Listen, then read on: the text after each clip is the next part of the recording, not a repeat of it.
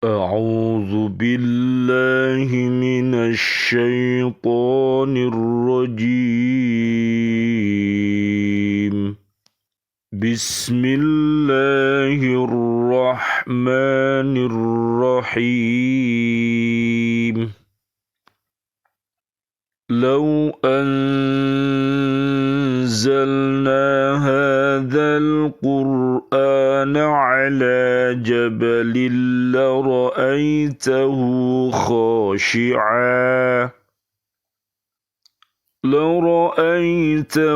خاشعا متصدعا من خشية الله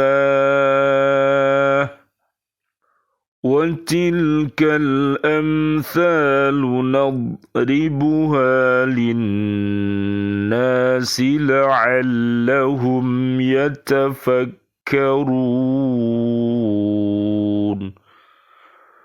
صدق الله العظيم.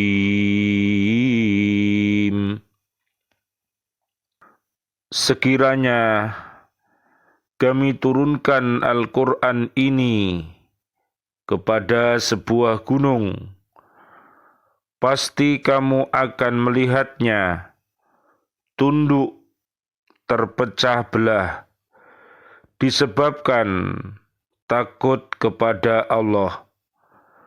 Dan perumpamaan itu kami buat untuk manusia agar mereka berpikir. Maha benar Allah dengan segala firman-Nya, dan Dialah yang Maha Agung. Surat Al-Hasyr, surat ke-59, ayat 21. Bismillahi la yadurru ma'asmihi syai'un fil ardi wala fis samai wa huwas sami'ul alim. Aku menyebut nama Allah dengan keagungan namanya. Segala sesuatu di langit dan di bumi tidak akan membahayakanku. Dialah yang Maha mendengar dan Maha mengetahui. Bismillahi ma sya'allah la yasuqul khaira illallah. Bismillahi ma sya'allah la yasrifus su'a illallah. Bismillahi ma sya'allah ma kana min ni'matin faminallah. Bismillahi ma sya'allah la hawla wa la quwwata illa billahil aliyyil azim. Dengan nama Allah, segala sesuatu atas kehendak-Nya. Tiada yang dapat mendorong berbuat baik kecuali Allah. Dengan nama Allah, segala sesuatu atas kehendak-Nya. Tiada yang dapat menjauhkan dari keburukan kecuali Allah. Dengan nama Allah, segala sesuatu atas kehendak-Nya. Tiada satu pun nikmat kecuali dari Allah. Dengan nama Allah, segala sesuatu atas kehendak-Nya. Tiada daya dan kekuatan kecuali dari Allah yang Maha Agung. Subhanallah walhamdulillah wa la ilaha illallah wallahu akbar. La haula wa la quwwata illa billahil aliyyil azim. Tobat akan diterima berdasarkan sunnatullah. Adapun penerimaan tobat berdasarkan sunnatullah mengenai makhluknya dan apa yang dimiliki oleh struktur kosmo ini dari aturan sebab akibat. Sesungguhnya orang yang memahami aturan-aturan ilahiyah ini, keteraturannya dan ketetapannya, maka ia akan menyadari bahwa cahaya tobat itu akan menghapus kegelapan dari perbuatan dosa dan menghilangkan pengaruhnya dalam hati. Hal ini sebagaimana munculnya fajar dan terbitnya matahari akan menghapuskan gelapnya suasana malam. Air dan sabun menghilangkan kotoran dari badan dan pakaian, dan sebagaimana kilapan akan menghilangkan karatan dari besi. Oleh karena itu, para ulama-ulama kita berkata, sesungguhnya api penyesalan akan membakar debu dari dosa dan cahaya kebaikan akan menghilangkan gelapnya keburukan dari hati. Tidak ada kemampuan dari gelapnya kejelekan untuk mengalahkan cahaya dari kebaikan. Barang siapa yang menduga bahwa pertobatan sah dengan syarat-syaratnya tetapi belum tentu diterima, maka ia bagaikan orang yang menyangka bahwa matahari itu terbit, tetapi kegelapan tidak hilang, dan pakaian itu dicuci, tetapi kotorannya masih tetap ada. Subhanallah, walhamdulillah, wala ilaha illallah, wallahu akbar. La haula wa la quwata illa billahil aliyyil azim. Memang benar, jika kotoran telah merembes karena terlalu lama tertumpuk dalam lipatan baju, sehingga sabun tidak bisa menghilangkannya dari asalnya. Demikian pula, jika karatan itu telah menempel pada besi sehingga tidak dapat dihapus oleh kilapan. Ini layaknya hati, jika dosa-dosa telah menempel padanya sehingga menjadi kotoran dan ciri dari hati.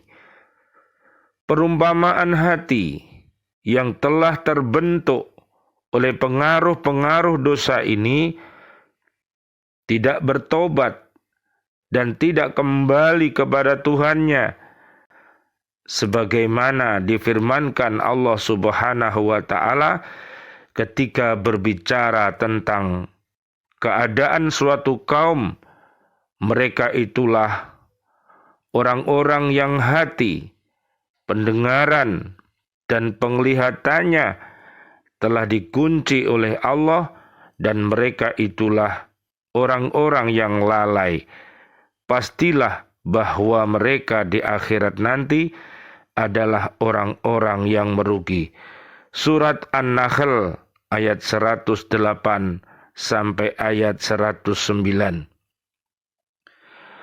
Akan tetapi, bukan ini yang menjadi objek pembahasan kami pada kali ini, yaitu orang yang bertobat dengan suatu pertobatan yang telah terpenuhi rukun-rukunnya dan syarat-syaratnya.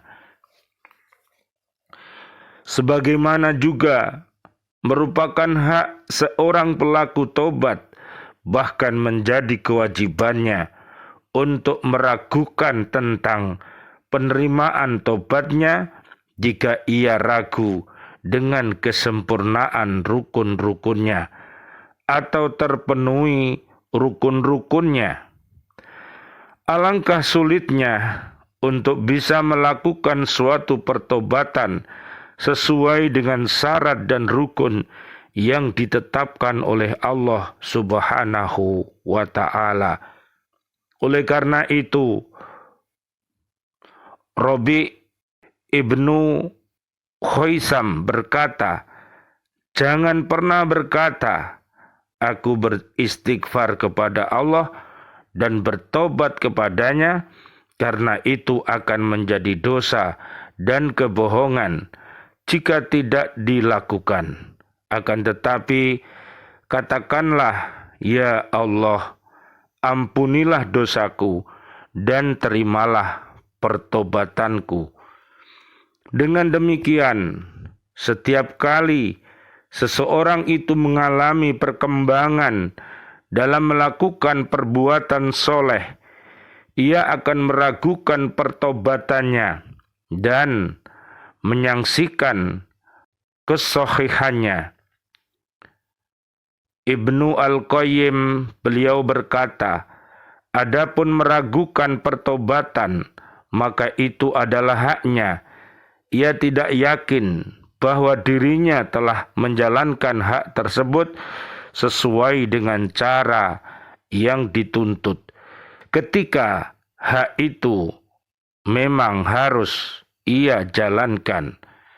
Dengan demikian, ia merasa takut jika hak itu belum ditunaikan. Pertobatan itu tidak diterima oleh Allah dan ia masih belum mencurahkan segala usahanya untuk mencapai kesohihannya. Bahkan mungkin saja pertobatannya itu adalah pertobatan karena suatu alasan, tetapi ia tidak pernah menyadarinya. Pertobatannya itu seperti halnya pertobatan yang dilakukan orang-orang kaya yang bangkrut dan pertobatan yang dilakukan demi mempertahankan kebutuhan dan kedudukan mereka di tengah-tengah masyarakat.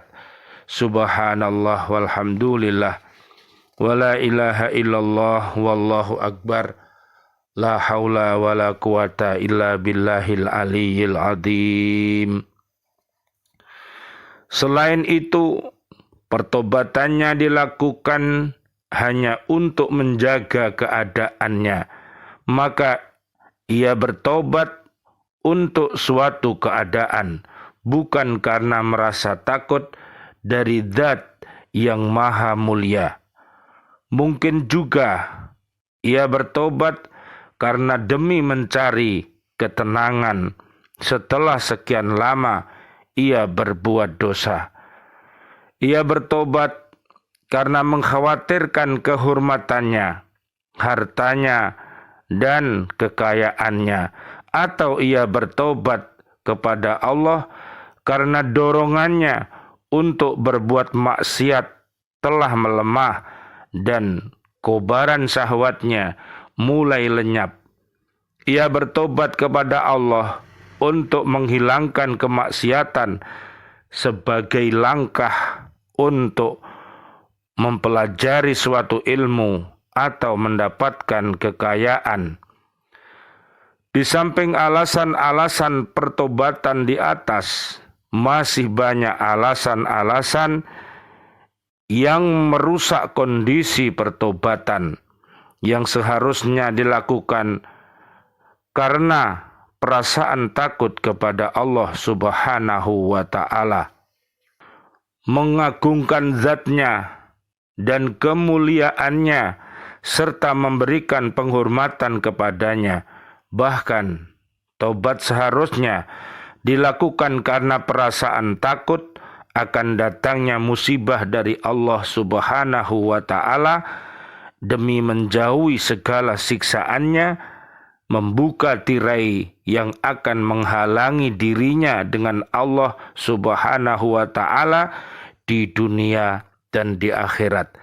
Inilah satu jenis pertobatan, dan pertobatan karena alasan tertentu merupakan jenis yang lain. Subhanallah walhamdulillah. Wa la ilaha illallah wallahu akbar. La haula wa la quwata illa billahil aliyyil azim.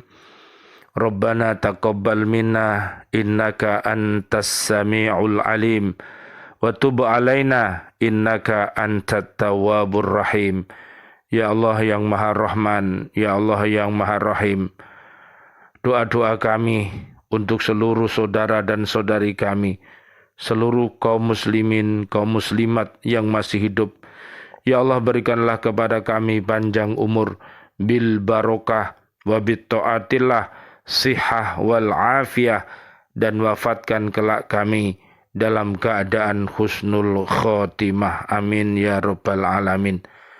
Dan doa-doa kami untuk seluruh saudara dan saudari kami, seluruh kaum mukminin, kaum mukminat yang sudah wafat dalam keadaan beriman, ayah kami, guru-guru kami, sahabat-sahabat guru, dan juga siswa-siswi kami, Bapak Ibu wali murid yang ada di Lembaga Pendidikan Al-Falah Surabaya yang sudah wafat dalam keadaan beriman, dan juga seluruh para presiden kami, para menteri kami, dan seluruh para pahlawan kami, dan seluruh warga bumi ini yang sudah wafat dalam keadaan beriman.